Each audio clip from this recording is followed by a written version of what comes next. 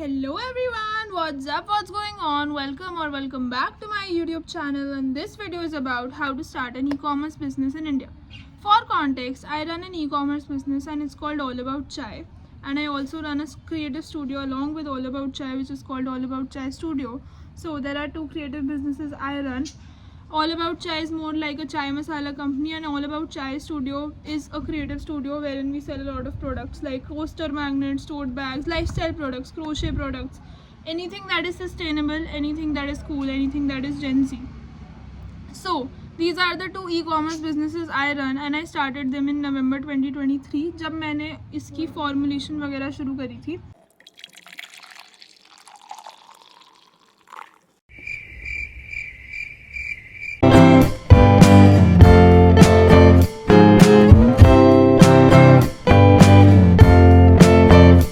Running a product business and a service business are two different battlefields. A product is obviously tangible and has a touch and feel to it, but a service is more intangible and does not have a touch and feel to it. But किसी भी चीज़ में अगर touch and feel आ जाती है तो उसकी production एक process बन जाता है, उसका लॉजिस्टिक्स एक प्रोसेस बन जाता है, उसकी पैकेजिंग एक प्रोसेस बन जाता है. And obviously you can touch and feel the product. You feel great, you have created this product and it's a real creation into the world. But nevertheless, product or service both are a creation of value to the world, and you have to have different steps for each of them. But starting an e-commerce business in India requires a lot of major steps. And before starting a product business or starting an e-commerce business in India, I have three questions for you. Three major questions that you should ask yourself. What are you selling, why are you selling, and to whom are you selling? If you're thinking of starting another skincare brand, I would ask you, does the world need another skincare brand? If you're thinking of starting another clothing brand, what does your clothing brand offer that the other clothing brands do not offer? So to start a sustainable business in India जो आप sustain कर पाओ बहुत लंबे समय के लिए, ये तीन सवाल बहुत ज़्यादा ज़रूरी है. What are you selling, why are you selling, and to whom are you selling? Now once you have asked these three questions, उसके बाद आप समझो कि आपकी प्रोडक्शन कैसे होने वाली है. सो प्रोडक्शन के भी अलग अलग चीज़ें होती है. लोग अपने प्रोडक्ट खुद बनाते हैं, which is a self production setup. People outsource products कि मैं किसी और सेलर से प्रोडक्ट खरीदूंगी फिर मैं बेचूंगी. The third thing is drop ship. People on demand create करते हैं products. For example, I have a lot of designs जो कभी कभी ऑन डिमांड प्रिंट होकर शिप होते हैं via another seller.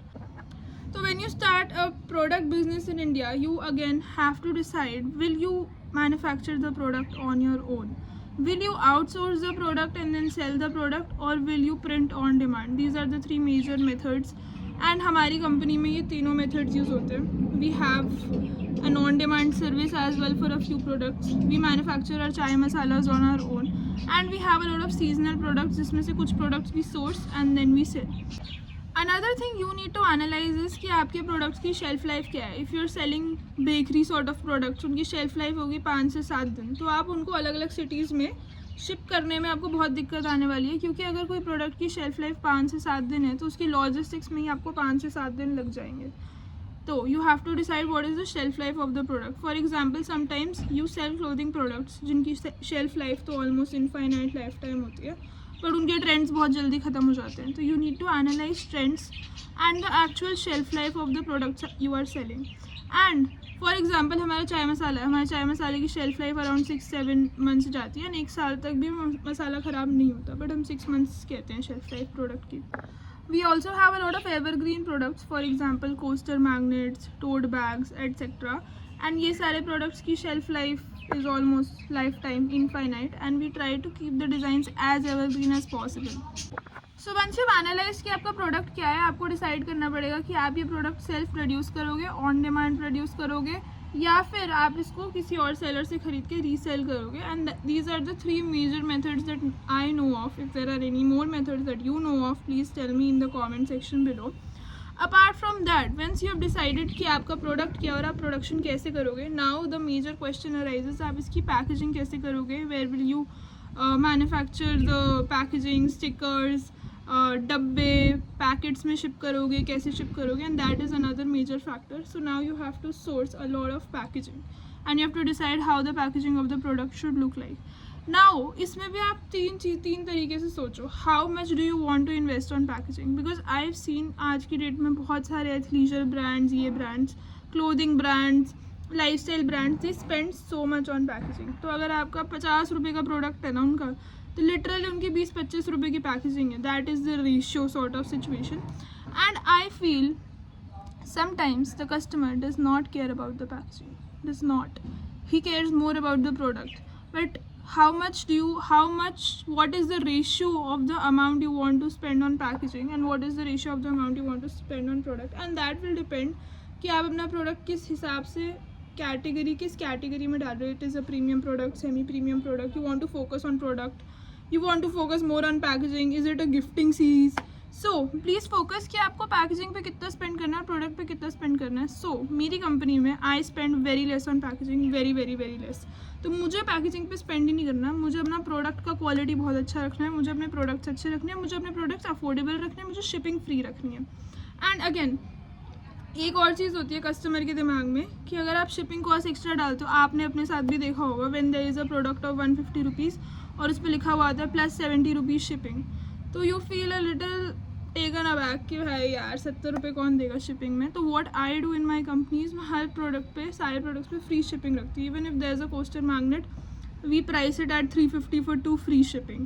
If there is chai masala, 160 for 2 chai masala jars, free shipping. So we include the shipping in the cost only and हम free shipping provide करते हैं, free pan India shipping.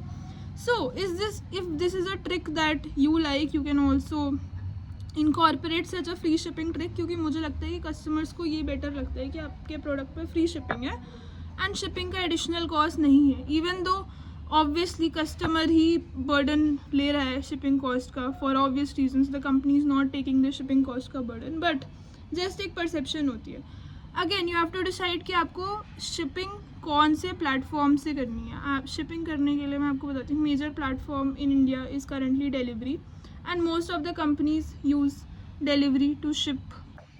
So there are a lot of these logistics aggregator services also like Nimbus Post. So we have also used Nimbus Post. Nimbus Post के अंदर क्या होता है ना, बहुत सारे शिपिंग सर्विसेज इंक्लूडेड होते हैं. फॉर एग्जांपल ब्लू डार्ट आ जाता है उसके अंदर, शैडो फैक्स आ जाता है, DTDC आ जाता है एंड सर्विसेज लाइक दिस. तो उसमें आपको जहाँ भी आप शिप कर रहे हो वहाँ पे आपको 6-7 ऑप्शन Nimbus Post दे देगा कि आपको कौन सी सर्विस से शिप करना है.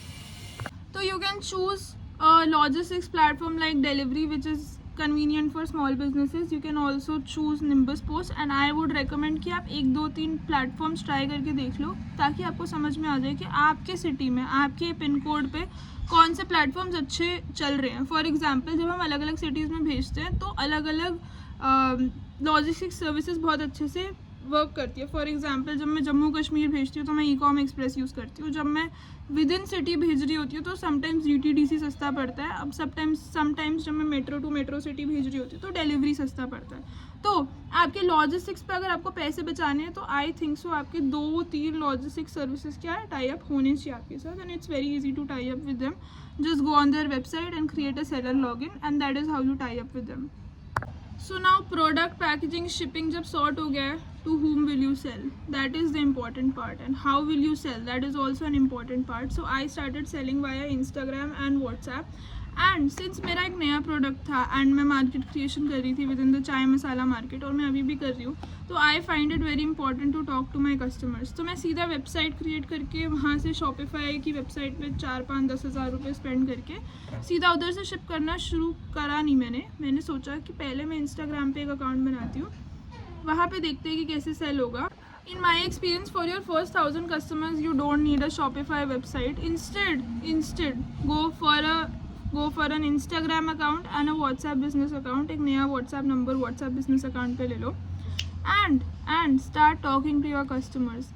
जितनी ज़्यादा एज अ फाउंडर आप डायरेक्ट सेलिंग करोगे for your first 1,000 customers at least, उतना अच्छा आपका प्रोडक्ट बन जाएगा. क्योंकि at the end of the day जो आपने प्रोडक्ट निकाला है that may not be the perfect product that the customer needs.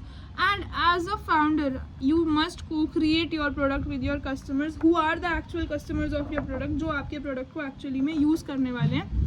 इन्हीं से आपको समझ में आएगा कि आपका आइडियल कस्टमर पर्सोना क्या है, कौन से आर्किटाइप्स को आपको टारगेट करना चाहिए. Definitely for starters you can go for Meta ads, Google ads are more expensive, so Meta ads are cheaper. So for starters, you can go for Meta ads. You can create a WhatsApp business account, you can create an Instagram account, and my suggestion to you is, when starting an e-commerce business, talk to your customers as much as possible, because the customers will help you co-create your product with them.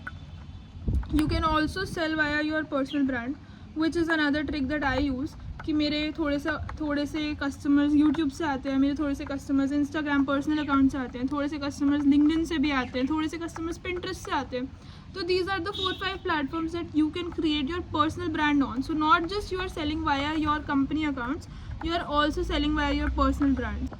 So these were my 2 cents on starting an e-commerce business in India, and I can do more series, more question and answers on it. If you have questions, you can put them in the comment section. And अभी बारिश होनी शुरू हो गई है, and although I could make a longer video, but I cannot make a longer video क्योंकि बारिश हो रही है. Till then, make your own money, marry someone funny, post your questions in the comment section, and I will be happy to answer them. Okay, bye.